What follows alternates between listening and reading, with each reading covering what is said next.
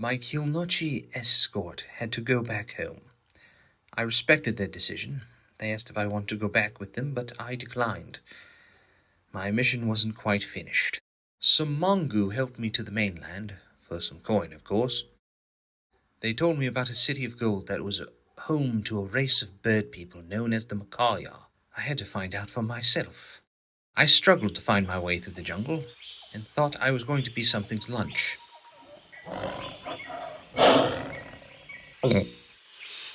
I found the Golden City, finally, and luckily. I searched around the Golden City, but couldn't find anyone. I thought I had missed out on this civilization. I was about to give up my search until they found me, as the tips of spears were pointed at my throat. Hello. I thought I was a goner, but it turned out the Macawya understood common. After talking with them and assuring them that I had no interest in that gold, they treated me like an honored guest. Apparently, they could understand a language just by hearing it once. They were a fascinating people, and once I told them about my mission, they told me about a fascinating story. About spirits from another world stealing the sun. Many moons ago, the city was in infancy, and we were just farmers.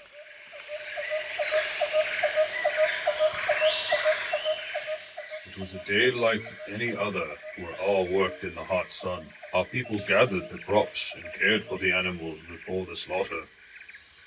Until...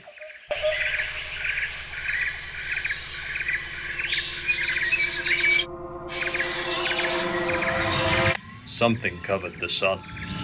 Our ancestors stared up at the strange cloud. Instead of being fluffy, it was smooth, almost perfectly round. Our people stared up at it for a long moment, until the cloud opened up, and a strange, strong wind came from it. It didn't blow our people away, but dragged them towards the cloud, which swallowed our people. Most of the captured slept in glass tubes, while young Skuwok was strapped to a hard table. Looked around to see glowing, beeping gems. Shadowy figures leaned over Skuwok, who panicked. The shadowy figures started operating on Skuwok. It was unclear what the Sun Thieves did to Skuwok, or how many times they did it. But it changed Skuwok. Days had passed, and the Sun Thieves had educated Skuwok thoroughly. Once Skuwok was ready, he was given his purpose. Skuwok knelt before his masters. What is it you need? Yes, I know of the caves to the north. There is a yellow rock inside of them. What does that have to do with my people? You want us to mine the yellow rock? For what purpose? Skuwok winced as his masters berated him. I am sorry to overstep my bounds. If we mine your yellow rock, can we have our son back? Skuwok was met with silence for several minutes before he received his answer. Thank you. Skuwok and the other captured Macawya were sent down. Skuwok told his people what the masters had told him. Attention, everyone. We have a way to get our son back. The people cheered.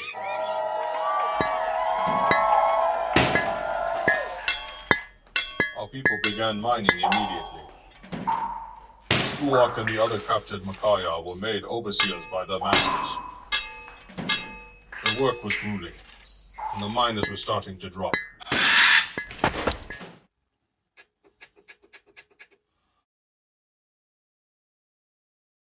Skuwok was concerned about our people, so he went to plead with the masters. Skuwok knelt before the masters. Masters, my people are struggling to mine the yellow rock. Could I have some assistance? Skuwok smiled in excitement. You have something to help? Thank you. Something started manifesting in Skuwok's hand. And much to Skuwok's horror, The object that appeared was a whip. I don't understand. But... Skuok winced. Yes, my masters. The captured Macawya became slave drivers for the Sun Thieves.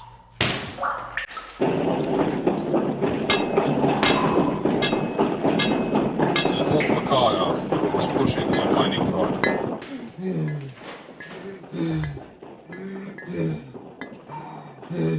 Until the heat and exhaustion became too much, and they fell to the ground. The old Macawya looked up to see Skuok standing over them. Skuok's gaze went from the whip he was carrying to the old Macawya and back several times. The old Macawya stared up, pleading. Skuok dropped his whip to the ground. The old Macawya stared up at Skuok in gratitude and confusion. Skuok turned and walked away. Skuok knelt before the masters. Masters, I implore you, please give my people breaks. But they are dying. Skuok winced from the masters yelling at him. If my people die, they can't mine your yellow rock. Skuok turned his head expecting to be reprimanded. Huh? But his masters seemed to calm themselves. Our people are almost done. Skuok smiled. That's wonderful, thank you. A few days passed. The Macawya had collected tons and tons of the yellow rock. On this day, the Macawya were mining when the mine started to cave in. Skuok saw a rock about to drop on a female Macawya. I'll save you. Skuok ran towards the female Macawya. The two Macawya slave drivers tackled him and carried him out of the mine. Wait, let go of me. I have to help. Don't risk your life. The peasants aren't worth it. Skuok looked at his fellow Macawya. Peasants? As Skuok was brought out of the mine, he watched in horror and sadness as the large rock fell on the Macawya woman he was trying to save. No! Later that night, Skuok knelt before the collapsed mine. Sobbing, he looked up towards the cloud of the masters. He clenched his fists and beak in rage. I'm putting a stop to this. Skuok would gather with other Macawya in secret to teach them the secrets of the Sun Thieves. The masters had the Macawya mining another mountain for yellow rock. When the mining activities were done for the day, they would sneak off with Skuok, Come on. Come on. where they would make weapons out of the yellow rock. And they trained with their yellow rock weapons until they were ready. The day came. Skuok made his way to the cloud to report to his masters, as he felt the summoning wind start to take him into the cloud. Now! Skuok's warriors charged towards the summoning wind, and were brought up with Skuok. When Skuok and his warriors entered the cloud, surprising the masters, as the warriors started destroying everything. From outside the cloud, the Macawya on the ground watched in shock and awe. Skuok and his warriors continued to lay siege on the home of the Sun Thieves. As the cloud began shaking, Skuok addressed his warriors. Go. Get out. The warriors gave Skuok confused and pleading looks. You've done enough. Now, Skuok slammed his fist on a glowing jewel.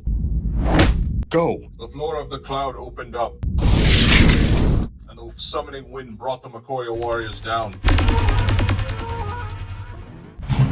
The summoning wind placed the Macawya warriors to the ground.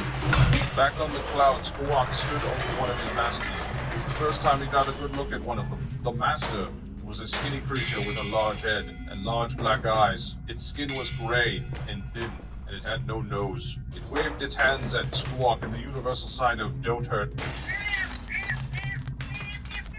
I'll see to it that you never subjugate anyone ever again. Skuok grabbed a strange stick and pulled it, much to the Sun Thief's horror. The cloud suddenly flew off, revealing the sun which made the Macawya people cheer, as they could once again feel the rays of the sun. Days passed as the Macawya waited for their savior to return, but there was no sign of their hero's return.